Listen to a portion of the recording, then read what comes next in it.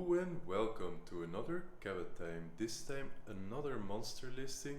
Again, the biggest I've ever made. This one with 139 watches total, with 69 Omega, all in the left part, and then 70 watches here. We've got Jaquez Droz, Audemars Piguet, Rolex a bunch, Cartier 2 rows, Jaeger-LeCoultre, Universal Geneve, Longines, and then a bunch of others with Breitling, and even vintage Ulysse Nardin. Anyway, as always, we start at the top with Omega. These are the more affordable pieces, the simple two-handers and such. We start with some white big ovals. The first two, nice condition. The third one has a patinated dial. Then we've got some crisp DeVille, very thin, clean pieces. This one I really like the case back because it has the DeVille logo. This one is a monocoque case, so the case is one piece and movement comes out from the front. Next to it we have a tonneau DeVille with Roman numerals, beautiful tank with TV dial. The blue tapestry dial is really pretty. Then DeVille Square Automatic, a Geneve Square manual wind, big DeVille TV case automatic, quite thin, and then Omega Medicus and a Calatrava subsequence. Alright, moving on, you might feel like you're seeing double, and well, you are, because here are a few very similar models and some even exactly the same. Most of these very crisp white sunburst dials, very simple pieces. These are 34.5mm diameter, these ones 35mm. These ones, they're both identical. The cool part about these is they have a push, like you push the crown to quick set the date. Let's take the other one because you shouldn't do it when the hour hand is around midnight, because that's when it naturally should change. Let's find a good position. There we go. So just by pushing in the crown, the date automatically changes. It's just such a cool feature. It's something they only did on this one model. Yeah, just really cool. Anyway, next to that we've got a really beautiful champagne sunburst piece.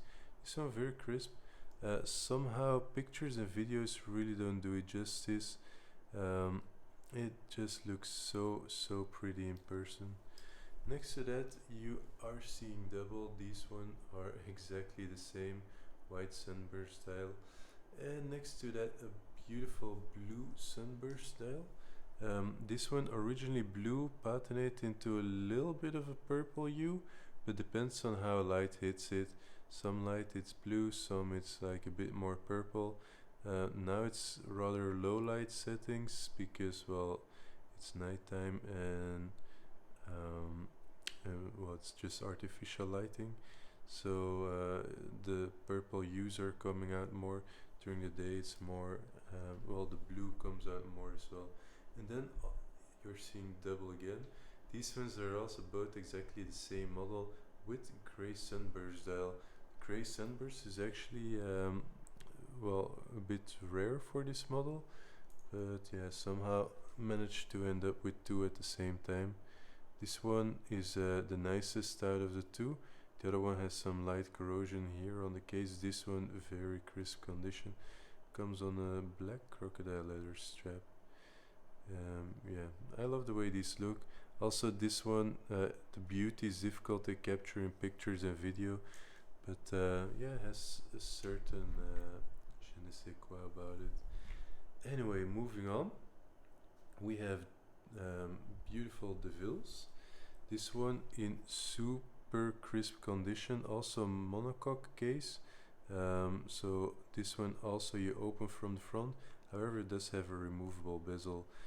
With super crisp white brushed or tapestry dial. Just really pretty piece. And next to it, another stunner. This one is a Seamaster DeVille, so this one also monocoque case, and it's the Seamaster DeVille. The dial doesn't say Seamaster, but the back sure does. And yeah, this blue also really difficult to photo and video. Like, it's very hard to capture its beauty, but it is incredibly beautiful in the flesh. Just really stunning.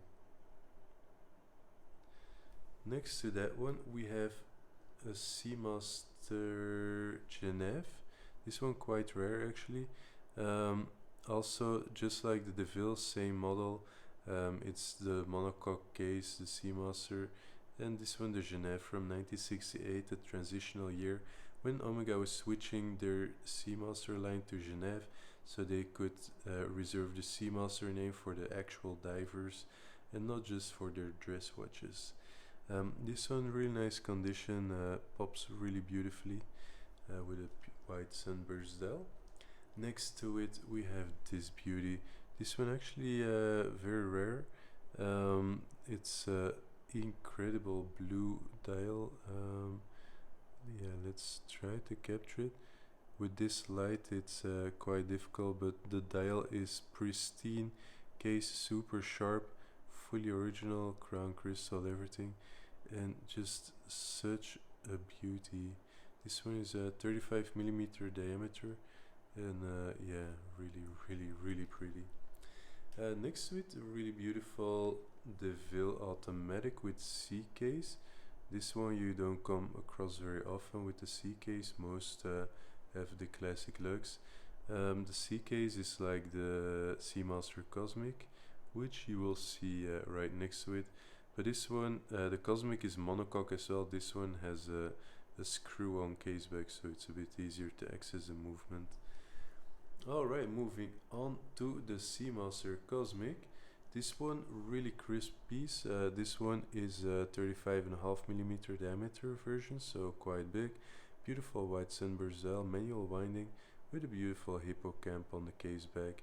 As I said, monocoque case, so one piece case with the movement having to be extracted from the front. And here we have a Seamaster Cosmic automatic with a quite uncommon dial with the printed numerals. Usually it's applied indices only, without any numerals. And yeah, pretty piece. The dial has some light patina, but overall very nice. Also comes on its original bracelet, which gives it a different feel than well, most on leather strap. Next to it we have this one. This one is incredible. It's a Omega Seamaster Cosmic 2000, which is 38mm diameter without crown, and this one is super crisp, all original condition. The case, as you can see, very sharp. Only very light signs of use, and yeah, the dial also very sharp. Just extremely pretty, this one. Next to it we have one that's a bit covered, maybe he's shy, but we have this also very sharp gray square automatic.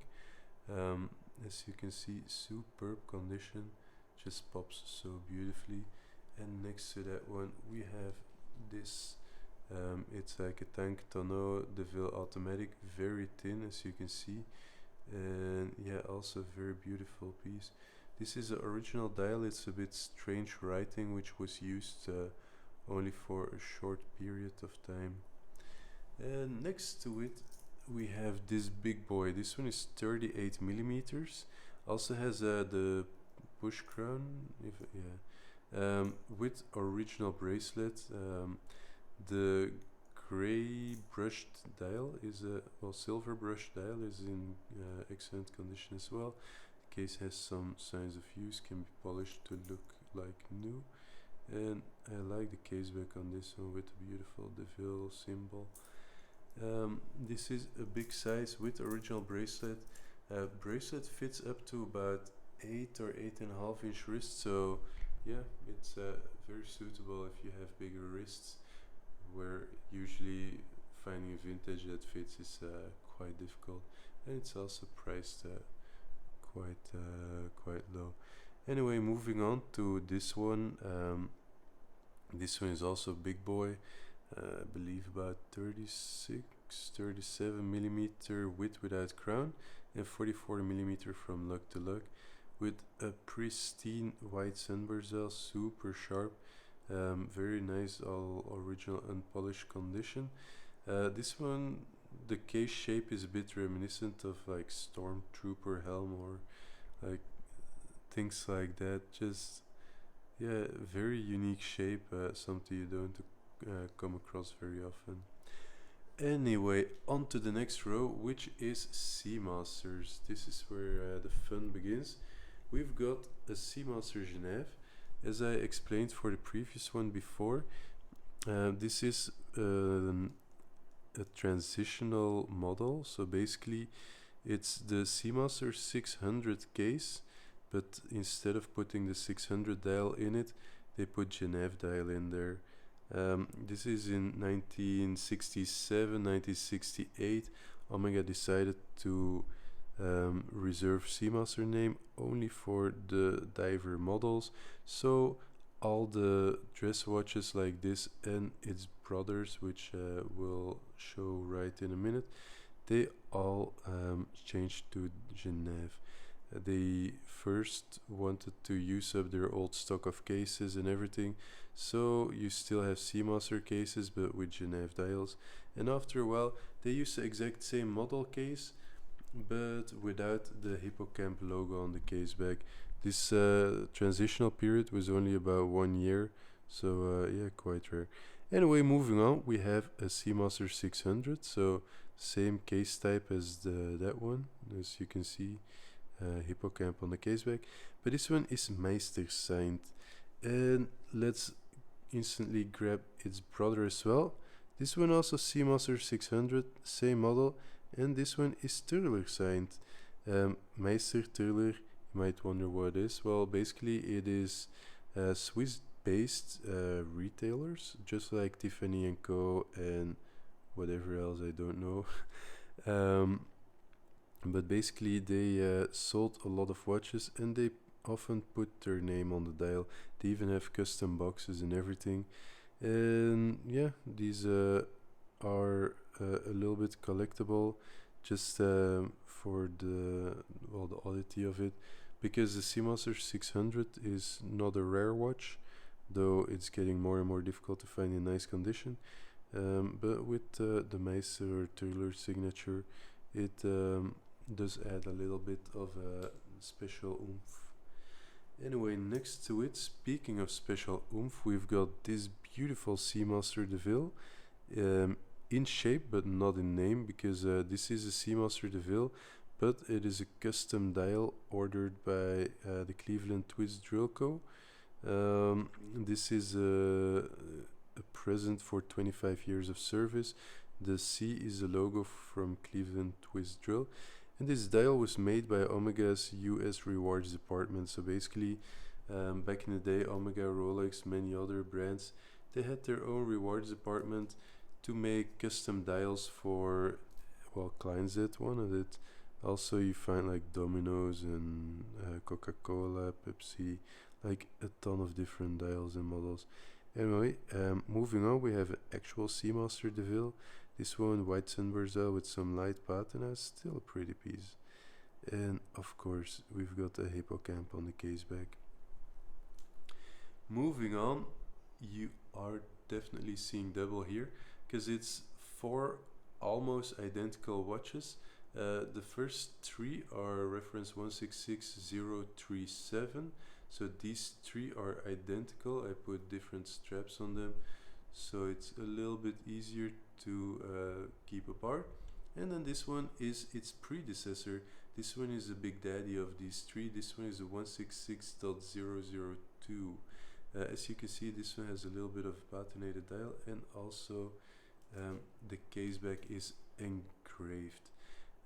Quick lesson on how to recognize the difference between these from the back. Instantly you see it. This one has like a very deep like medallion type sea master logo. This one just a very shallow engraving. This one is from early 60s, this one is from the late 60s, 1970s. Anyway, moving on, we have not one but two Seamaster 30. We've got one in gold cap and one in steel. And the gold cap is beautiful dolphin hands. The minute hand does have some patina, but it's possible to gently buff it during service if you like. And then this this silver brush dial, also nice condition, does have some patina on the dial, but yeah, beautiful condition overall. These are 35.5 millimeter diameter without crown, so a bit larger than usual. Have nice wrist presence and also a nice hippocamp on the case back. Moving on, we have some more Seamasters, starting with this 36.5 millimeter Omega Seamaster with silver sparkle dial. This one just incredible, I love this type. This one super crisp except for this dent on the bezel. In the flesh it's not as bad as in pictures and video, but I prefer to point it out because, well, it is a noticeable imperfection. Other than that, just a very sharp look at the lines of this case, unpolished, just really pretty piece. And then next to it, a 36 millimeter chubby Seamaster. Well, chubby, fat luck, whatever you want to call it. This one also with a silver sparkle dial, just really beautiful piece. And yeah, just look at that, also super sharp case, just really stunning. Next to it we have a slightly earlier Seamaster. This one is from 1961 with the earlier chubby case, the chubby luxe model, just really pretty as well. I think video and pictures don't do it justice because I love the way it looks in the flesh.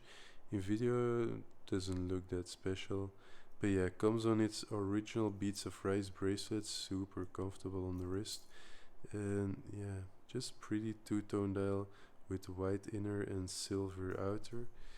And next to it we have a Seamaster automatic TV case. This one, as you can see, the dial has some marks, but that's reflected in the price, so yeah, shouldn't last too long. Next to it, this beautiful piece. This one is a 38 millimeter jumbo sub-seconds. Just look at it. What I love about this is the hour markers. They are inverted in their orientation, so instead of pointing inwards they point outwards, which give this a bit of a sun look to me, like, well, the way any toddler would draw a sun. And yeah, just love it about this. Also, the dial is quite unique patina, something you don't see very often, this color scheme, and fully original as well, nice condition. Next to it, a rare khaki green dial bumper automatic, very thin for an automatic of its age, just really stunning. And next to that, super crisp, this one also from 1940s with a beautiful radium dial, and just look at this case, unpolished, extremely crisp condition, just really pretty. Also, the syringe hands still have the loom fully intact, just really stunning piece. Next to it we have a sub-seconds watch, nice condition, nice patinated dial, just a beautiful case as well, the side ribbing, I like it. Then moving on, we have a bit bigger sizes. These are 36.5 millimeter, well, 36.3 millimeters diameter without crowns, so yeah, quite nice wrist presence. First up, we've got this Geneve automatic with integrated bracelet. Next up, we have not one but two Ikuai Geneve. So Ikuai, you might wonder what it is. Well, from the front they're the same as any other, but if you look on the back, there you have it. These ones were awards for people who got the Ikuei scholarship. It's like a scholarship in Japan for some school, whatever. Yeah, I forgot the exact stuff, but will be in my write-up. Just a cool logo. It's the foundation is still active to this day, and yeah, just something so unique. Kind of reminds me of Transformers. Um, but yeah, very sharp condition, these watches, just really stunning pieces. And speaking of sharp condition stunning piece, I present you this one. This one is super crisp with a beautiful grey dial, fully original with original strap and buckle. The strap is a little bit worn, but overall still very nice. The buckle, if my camera wants to focus. Yeah, okay, it's okay, camera. And also the original box, which you have right here. Anyway, next to that, we have a different type of lineup. We have this one. This is Omega de Ville. This is a lady's watch. Omega de Ville Tank Pavé d'Or, which is a steel case with a solid gold bezel and a really pretty brown dial. The crystal does have a scratch, the dial does have a scratch, but still such a pretty watch. It's just hard to capture it in pictures and video, but yeah, looks really stunning. Next to it, a very rare piece. This one is the Omega Constellation with a blue lapis lazuli type enamel dial. So it looks like lapis lazuli, but it's enamel, so it's not the actual lapis stone, but yeah, just enamel that looks like it. My camera doesn't want to show its true beauty, but this one is just incredible.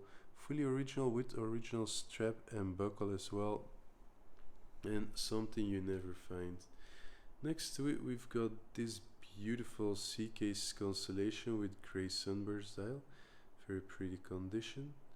And we've got another sea case constellation, this one a newer version, with the bricks bracelet. The watch itself is very nice condition. The bracelet does have some light rust, like oxidation from the past. So consider this watch and the bracelet is just a bonus. I can include a strap as well if you'd like. Moving on, we have this constellation Manhattan, and next to it, this one, a more conversation piece. This one is a chrono stop. The chrono stop is quite special.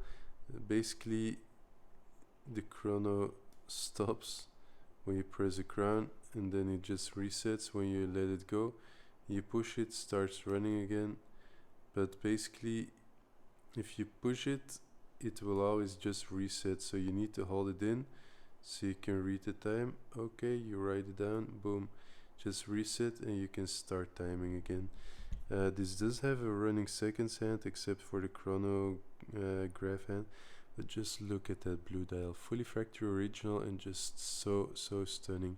The crystal and crown also original. Crystal has a light crack in the side somewhere.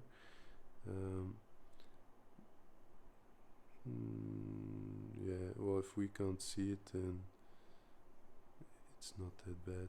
Anyway, original crown, original pusher, everything, and the movement really nice as well. It's based on the same base as the as the Speedmaster movement, the 860. Next to that one, we have a rare Omega DeVille Omega Dynamic Automatic from 1990s. This one with insane electric blue waffle dial. This one is very difficult to video as well. Just to get the true colors of the dial is quite tedious or almost impossible. But yeah, incredibly stunning with a beautiful lume dial. Like, look at the fat lume, and it lights up really beautifully at night as well. And yeah, just I love this piece. Something you never really see, and just something really cool. Next to it, we've got a Seamaster automatic chronometer, but this is not any Seamaster. This is a Jacques Mayol. Jacques Mayol was a very famous diver who had a relation with Omega and had a few limited edition pieces made in collaboration with Omega. This one is from 1997, as you can see on the side, and has the dolphin dial. This one is the blue dolphin dial, because there's also a green one, but yeah, this one is a bit hard to tell, to be honest, because it looks a bit greenish, but not as green as the actual green dial. Anyway, this one is limited to 5,000 pieces, 36 millimeter, nice Seamaster. Next to that, we've got a 41 millimeter Seamaster Bond type. This one has a blue dial. It's well, priced quite affordably. Look at the loom plots. They are not perfect, but other than that, what's a nice beater watch. Well, this is originally a tool watch, so it's great for that purpose. And then lastly, for Omega, we have this one. This is the Moon watch. This one was made in 1970. This is the reference 145.022-71, after the moon landing. This one is called the step dial because it has a bit of a step from the minute track to the rest of the dial, which you can see in the loom plots, and just such a pretty piece. It's step dial was only used for a few years, from well, the 1960s till the mid 1970s, well, early to mid 1970s, and yeah, just I like it. It just adds a little bit extra. Also, this one, nice ghost bezel, great overall condition, with original crown and crystal, original bracelet as well. Bracelet obviously has some stretch. The watch has been worn, but yeah, nice condition overall. Will come freshly serviced. It's well, I can't show it running right now because the stem is broken, so we'll get a new stem, so it will work perfectly again. Well, we'll get a new stem and a full overhaul of the movement, everything.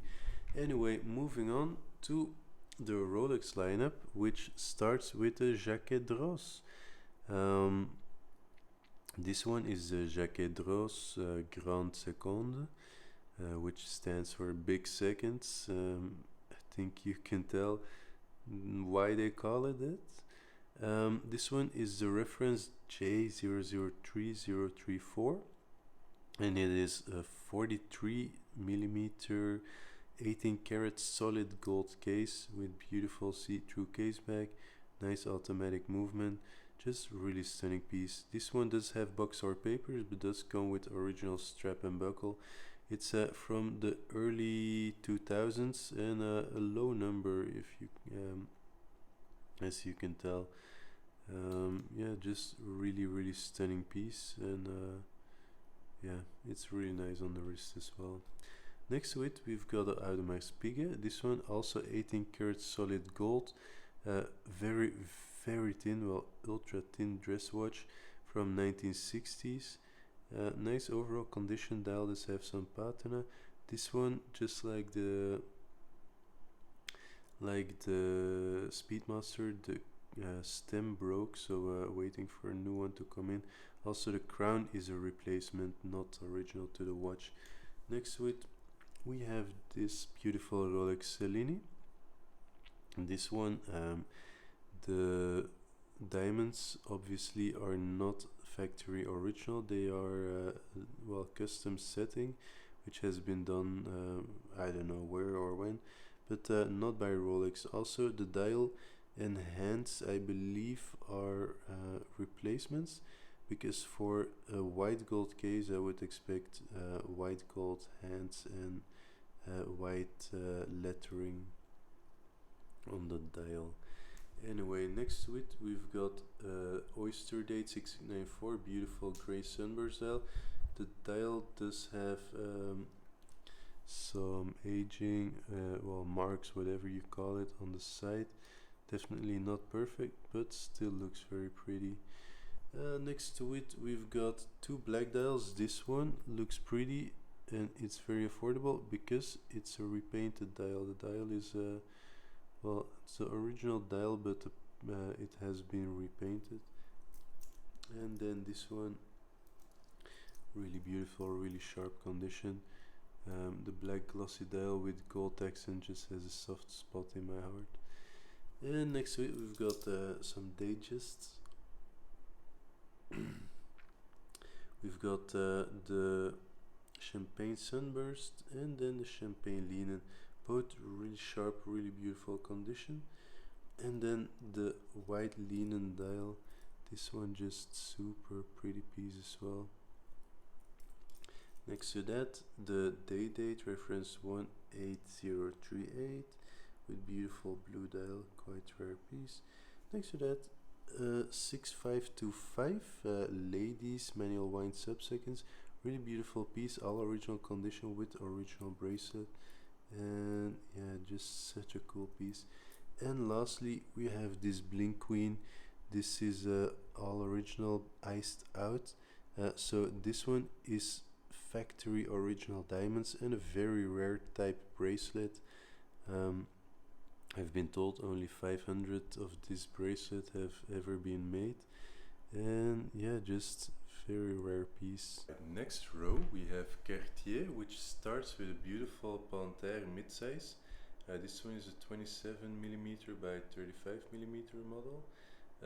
Next to it we have the men's or unisex tanks. These are all quartz models, just very pretty condition pieces. And yeah, I love the black dial and also the red. Well, I actually love all of them, but especially this one, just a little bit more special and harder to find. Also this one. This one is a manual wind one. The dial is not the best. It's quite patinate. Also, there's like a white spot there. But yeah, it's reflected in the price. Definitely the cheapest of them all. And then a beautiful white spider dial for women, manual wind as well. And then the women's quartz. This one is with original deployant clasp and everything. Very sharp condition too, just like that one. Next to it we've got Santos. This one is a 187901 from 1994 with a quite rare brown copper gold dial. I don't know what that color is, but that's how I see it.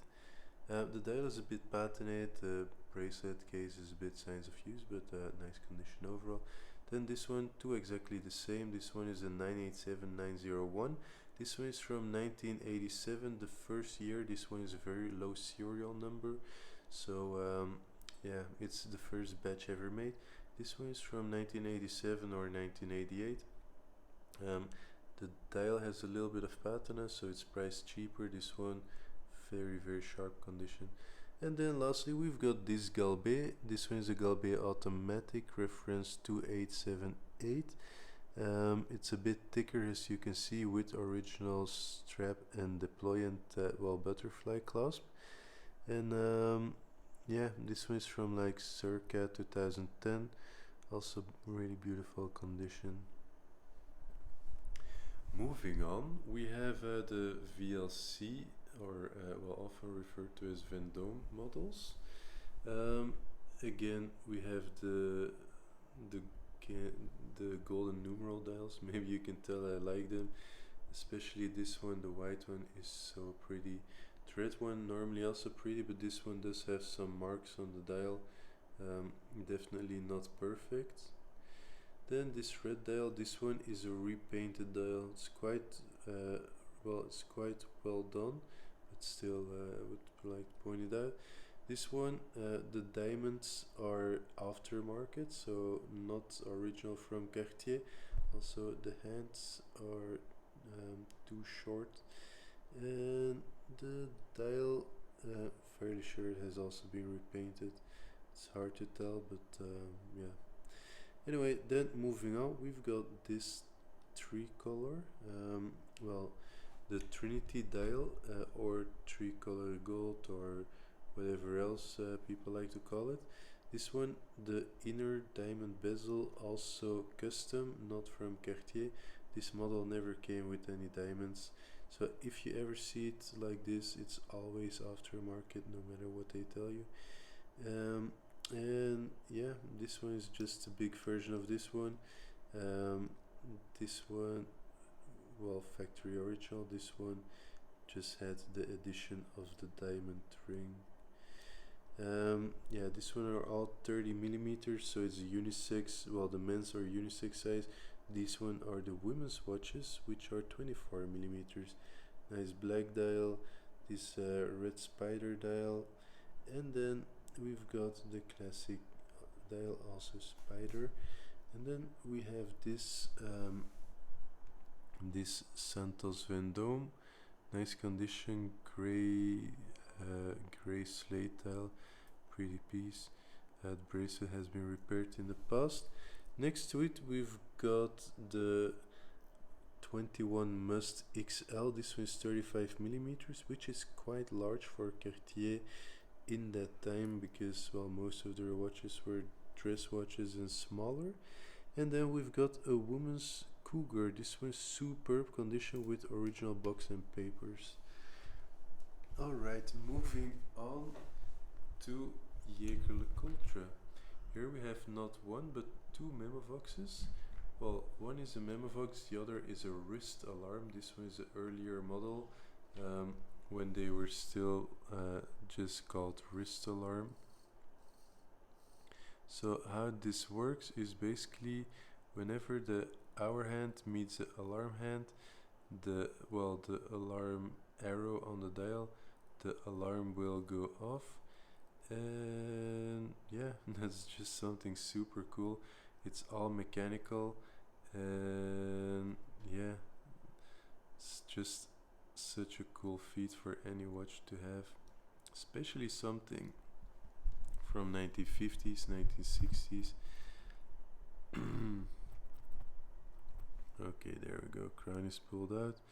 I really didn't need to pull out that crown, I just need to wind that one. There we go. Anyway, so basically when the hour hand meets the alarm indicator, there we go. Yeah, I only barely wound the alarm, so it had a bit of lag and wasn't very strong, but yeah, just super cool. This one is 38 millimeter diameter without crown, so quite big, just like this one. This one also the inverted indices, which make it look like a sun. Cool piece. Dial is a bit patterned, but here you see automatic alarm. Yeah, just really cool piece. Next to it, another special piece. This one is a Powermatic, so basically this is a bumper automatic with power reserve indicator window. Basically this tells you how many hours of power you've got left in your mainspring. And next to it, an even more special piece. This is the Futurematic. Basically this was LeCoultre's 1950s vision of the future, and yeah, they knocked it out of the park. They removed the crown. Well, they didn't remove it, they placed it on the back to make this look perfectly symmetrical. On the right you've got the running seconds, on the left you have the power reserve indicator. So basically as this one winds up, the power indicator will obviously go up, and well, this one will start running, as you can see. Nice dial, all original, and yeah, will come freshly serviced as all the others. Moving on, we have Universal Geneve. We start off with a pole router, nice condition, quite rare piece, this one. Um, this is the number I forgot, but quite a special piece, because this one usually has a caliber 215 inside, but this one actually has a 218, which matches the dial as well, so quite special. And next to it, also micro rotor, by the way. Next to it, we've got Universal Geneve Calatrava with ancient Chinese bone script, really pretty dial, and a few simple pieces, all very stunning. But yeah, let's not go over them too long. And then Longines, a lot of beautiful pieces, some simple, and yeah, I love this one. This one just super crisp, and also this one, very sharp condition, and yeah, just a bunch of nice pieces. So a nice beautiful blue brush dial, as always brushed, really depends on how light hits it. The colors are just so vivid. And then this one is a big tank, with a beautiful champagne linen dial. This one is fully original with original strap and buckle, something you don't come across very often for vintage pieces. And then lastly, this Longines Conquest automatic from 1990s. This one has a see-through caseback, so yeah, quite cool, and quite nifty for more affordable piece. And then the last row, we start with a Zenith and Tissot, beautiful pieces. Move on to Eterna. For Eterna, we start off with this beautiful black dial. This is a Eterna Matic, so it's automatic, and from 1950s. So yeah, early full rotor automatic, and really pretty piece as well. Then we have a 1958 Eterna Contiki. This is the first gen, and yeah, just really cool. The loom is lost. I can get it reloomed though, both the dial and the hands, so it will look more like well, the classical look. Also, the dial has some patina. The crown is a replacement, as is the crystal, but yeah, still hard to find any of these for the original ones, so yeah, quite worthwhile. Anyway, moving on, this beautiful Eterna bumper automatic with a white and silver dial, just incredibly stunning. Nice condition as well. Then we have this one, a very rare piece. This one is a Ulysse Nardin automatic. It's 35.5 or 36 millimeter diameter without crown, and such a beautiful piece, something you don't come across very often. And yeah, just very sharp condition as well. And something really cool is this little guy. This is the pusher to set the date. It doesn't work with just my finger, I believe. Like, you need to use well, something to actually push it in, like a toothpick or whatever. But yeah, you get the gist. Just something so cool, because back in this day, the watches didn't have any quick set date yet, but Ulysse Nardin, they worked around it with this quick set pusher. Just genius, I think. And next up, we've got this Bure Dirty Dozen. This one is a British military issued in World War II. Nice condition overall. The case is quite worn though.